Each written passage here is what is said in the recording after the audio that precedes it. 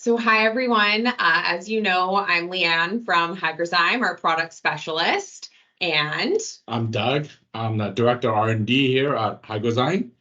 and welcome to our brand new educational series. So over the next couple months, we're going to be interviewing some members of the scientific and growing communities, and we are really, really excited to kick off this series today with something really special.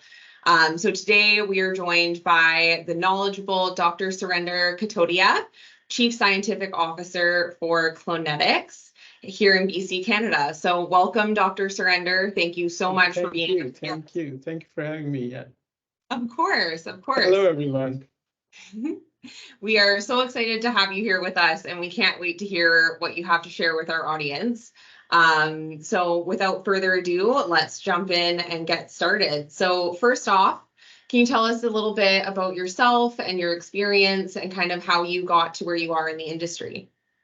Yeah, for sure. Yeah. So it's a long, long history. My education background is like bachelor's, master's, PhD in plant science, everything in India. And it's diverse in terms of the type of plants I've been working on, starting from mustard to medicinal plants of Ayurvedic drugs, and then moved to more conventional crops like chickpea rice. And then I was teaching in a university there as an assistant professor, and then got a chance to move to Canada for a postdoctoral project working on wheat in University of Saskatchewan. They're quite prominent for wheat production. So I was doing some biochemistry on gluten peptides and trying to do some genome editing projects there using my molecular biology and biotechnology expertise over those 10 years in the academic background. And since then, cannabis legalization happened. I was in Saskatoon, and then I started out as a consultant for these new cannabis companies coming out for offering help for regulatory compliance, then clean plant production.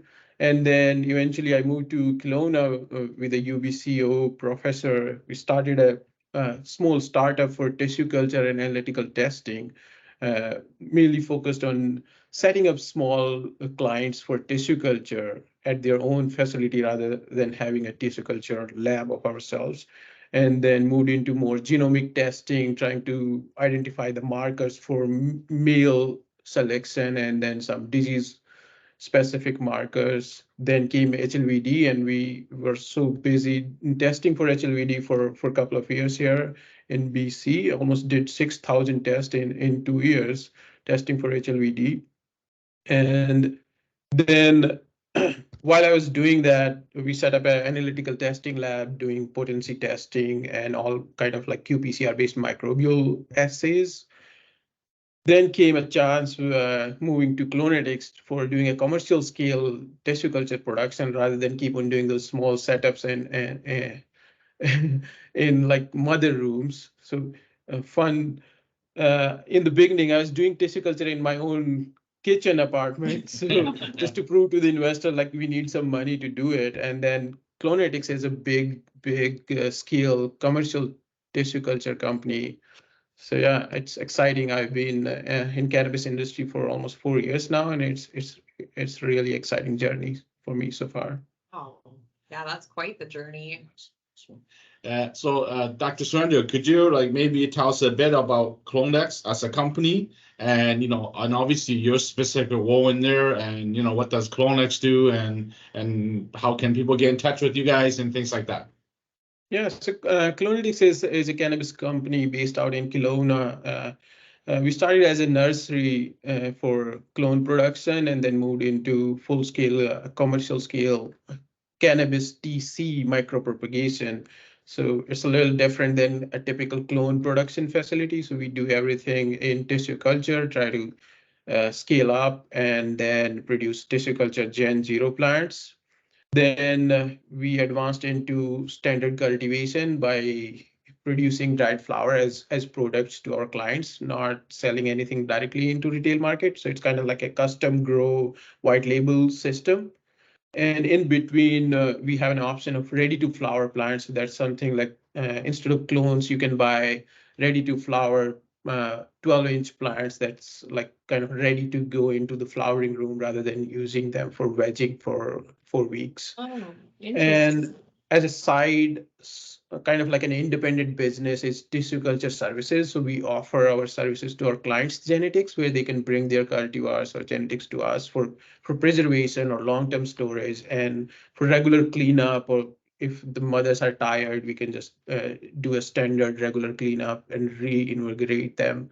Plus, HLVd is a major concern, so we are helping clients to eliminate with tissue culture. Plus, I'm trying to develop methods using cryotherapy. So, research is always my main focus, apart from the commercial production. So, and that's what we do here at Clonetics. I started as a chief tissue culture scientist, established that commercial scale lab, and now I'm a chief scientific officer managing research projects with our partners like University of Saskatchewan, UBCO, doing some microbiome sequencing project with a PhD student in University of Saskatchewan. And yeah, there's so many stuff going on the R&D side. Plus now I'm helping the production team on improving the yield and the harvest window optimization using the science and data-based decision-making method by using analytical testing.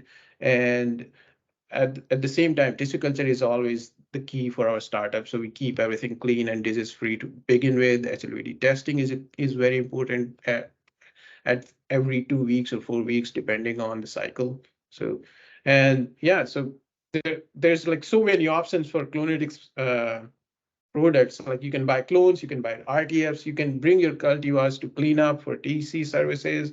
If you're a big LP and you're running out of space, then you can just rent a space here to grow your dried flower. So we are kind of like offering everything, planning to move into processing too moving forward. So yeah, Wow. it's a lot. That is But a yeah, lot. I deal mainly with tissue culture and science-based production support on that side.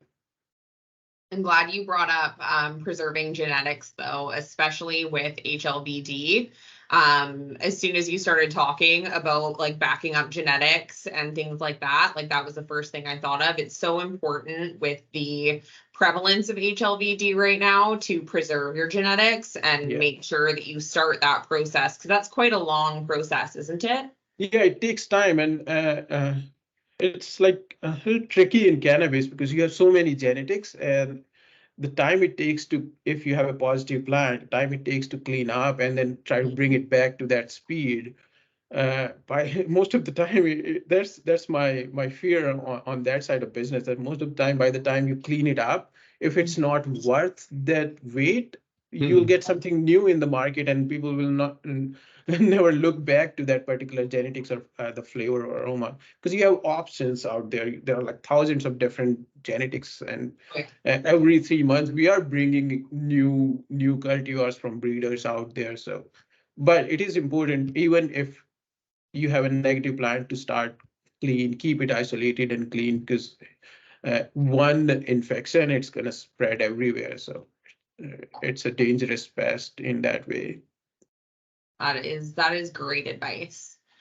Wondering, can you tell us a little bit about what differentiates the tissue culture clone from just a regular traditional clone that people might think of?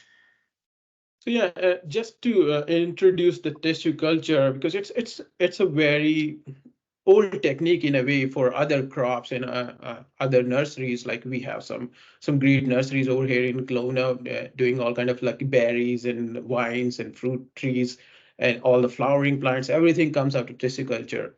Like tissue culture industry is big in other crops, but for cannabis it's quite new. So uh, our legacy growers are not that informed of these techniques, like how to keep the plants more clean. Everybody tries their best to produce the best product, but this particular techniques is like isolating the plants in a sterile environment where we are providing the best nutrients and trying to give them best light and humidity and temperature. So that kind of like overall helps the plant thrive better than the conventional environment where there is so much uh, load on the plant fighting against other factors, particularly the pathogens. So if you're starting clean by eliminating any surface pathogens or starting from meristem by eliminating these viroids or viruses, any kind of root pathogens like Pythium, Fusarium, it eliminates that bioburden from the plant and it grows faster. And it's almost like a seed-like vigor that comes after tissue culture cleanup. So, and Gen Zero is different from the conventional plants. Even like you can do tissue culture, grow that as a mother, and then start taking clones. It's still good, but when you do Gen Zero, you're taking that individual node cutting and making an individual plant, still coming directly from that sterile and clean environment with direct access to the best nutrients rather than from a big mother plant with various branches. So that makes them more uniform when you grow them and they perform better. So we have done few trials so far with the side-by-side conventional and tissue culture clones, and they're proving to be producing better yields as compared to the conventional clones. Yeah, yield is a big one for growers Yeah. these days. So that's always an added plus. Another thing I want to kind of get your advice on, Dr. Surender, is do you have any great tips for growers how to get the best out of their clones or just growing in general? From from the beginning all the way to the end. Yes, so genetics is one thing. Like you have to select whatever. Sometimes it's like whatever available, you have to take the best. It's not in your hand to start breeding and bring something out. But you have breeders are working, doing that job for so many years, and that's why we are in this industry here because they preserved those genetics for so many years and kept on improving on by breeding. And now it's easy to do it with more advanced scientific technology. It's like genetic selection and using the genomic sequencing technology to select for the best ones, like disease-resistant plants and everything.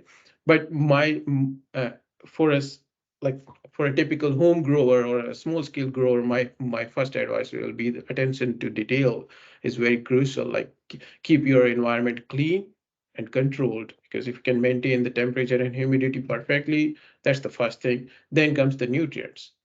If you can select the high quality nutrients and your substrate, definitely the SIPCO products are great to add on, I would say, because it's going to keep your environment and plants clean and keep your pathogens out. So that's what I would say. Then if you have a bigger team, then training the individuals for those SOPs and like keeping the clone plants isolated, because if one plant is infected, it's going to just start infecting everything if you're not training your employees for SOPs. And yeah, so I think that's what I would say for growing tips. That's great advice. That's great advice. So what have you seen in your experience? You touched on SOPs, and maybe let's dive a little bit further into that. What have you seen throughout your career that you would consider to be like best practices in terms of SOPs? I know you mentioned isolation. Is there anything else that you can think of? So for us as tissue culture company, our first start is selection of genetics. Mm-hmm. So it's not like you can start growing anything. So you have to start on small scale, take it to the full flower production trial. Even after tissue culture, that's what we do. Like instead of start selling anything, we try to take everything into a selective trial for production and then see what works the best, optimize the yield in a way by harvesting at a particular time, by testing potencia at different days. Now there are techniques which allows you to test potencia in fresh flower before you dry everything for 3 weeks. So that's something we have improved on.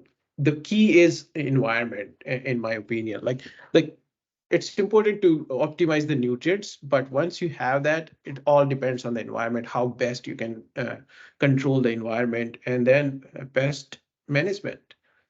like using your products for keeping your plant's rhizosphere clean, then investing on biocontrols or biostimulants like the predatory insects to kill. So instead of using pesticides, use predatory insects. There's so many companies out there, particularly for cannabis, offering so many services. So that's something we use too, because it's important to do preventative measures rather than waiting for those pests to come. Because you can keep everything clean, start everything from tissue culture, but you have to grow the plant in an open environment. Even if it's an indoor facility, it's still like an open environment. So it's important to work on IPM and then work with the industry on research collaboration, like you guys, to try to optimize new products, and that's the way to go. Yeah. And I think you hit on something really important that we preach and Hygrozyme preaches quite a bit, which is that preventative maintenance and those preventative measures. I mean, you talked about control and, you know, in plants and specifically in cannabis, there like control is great and you want to have that, but there's only so much that we can control, right? And then it's up to the powers that be and your environment to maintain that. So yeah, I think preventative maintenance is really, really important. Yeah, like you mentioned earlier, Surender, that you know you want to do often testing, but you want to be proactive in as opposed to reactive, right? So you always want to be proactive, right. So that way you don't wait until something that's affecting your plant before, because by that time, in most cases, it might be too late, right? So you want to have a proactive in your growing system, in your practice. And that'll help. That's what I say to our team, that I see it as an insurance, like you pay insurance. So it's like insuring your crop by putting that initial money into testing and the preventative maintenance, IPM and everything. So yeah, that's important. Yeah, it's like no different than you have only in a vehicle. You don't wait until a breakdown before you take it to the garage. So you have to do your, every 6 months, your oil change and whatnot and all that kind of stuff, right? Yeah, 3 steps ahead at all times. Exactly. Yeah. So I mean, we've talked about some good things that we can do for our growing.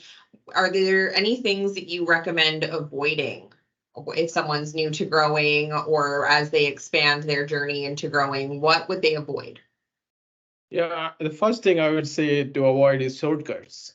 There's no way you can just go directly. So there is a process, you have to follow it. So avoid shortcuts and don't compromise on quality. Like don't rush into it. Take your time, go through your SOPs and improve them before you start growing. Because it takes time to understand this plant when you are growing at a scale, if you're moving from a small scale to a larger scale. Because we can learn from our big industries in Canada, like they went ahead and started growing at full scale, like field level, and we know what happened. So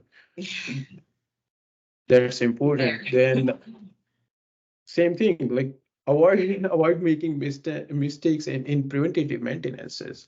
Like it's I know that there will be problem, there will be issues with the environment, with the pest, but as Doug mentioned, be proactive on maintenances. Even that could be the HVAC system, that could be the insect pest management. So yeah, if you can avoid inconsistent environmental conditions, that's gonna work the best for your plants.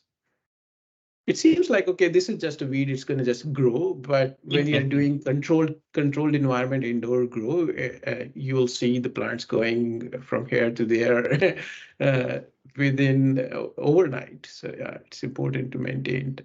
And it might grow, but it's about quality, right? Are you going to get you're investing so much on that, particularly when you're growing indoors, because it's an environmental exhaustive process growing cannabis indoors, and then you want to utilize that investment at max by maximizing the yield. Yeah, 100%. And another question that we have, Surender, is that let's say for someone that maybe want to get into growing or haven't necessarily used clone before, and they want to get into it, or they're growing, but then they want to move to the next stage, go using clone, maybe go a little bit bigger scale. So if they're looking for a clone provider, what would they look for in terms of finding a good provider for clones?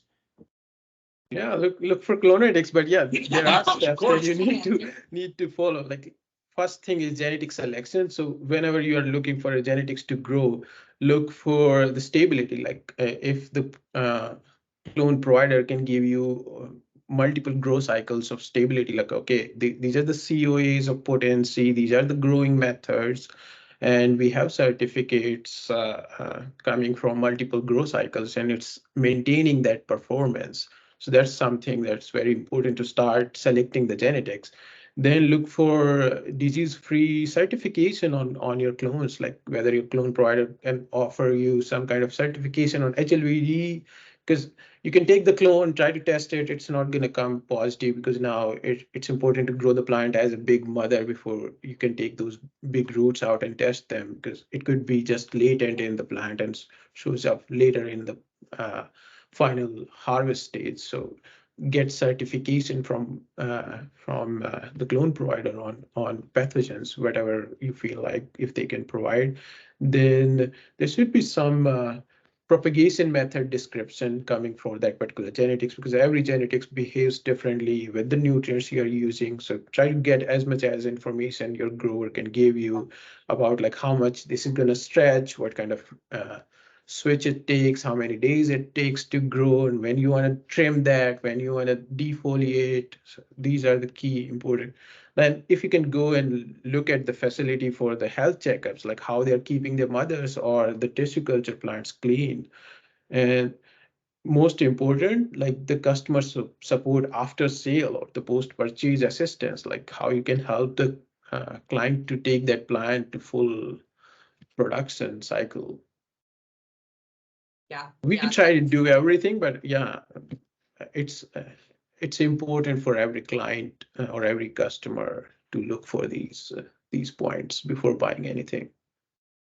No, that's great advice. I mean, there's a lot of clone providers out there. So I think for a lot of people, especially if you're new to it, it can be really difficult to know what's a good provider, what's maybe a not so good provider, and how do they tell the difference and make that decision so that they're making the best investment for their grow and for their plants. So I think that's a really good list for people to keep in mind and make sure that they're hitting all of those criteria in order to get trustworthy, reliable clones.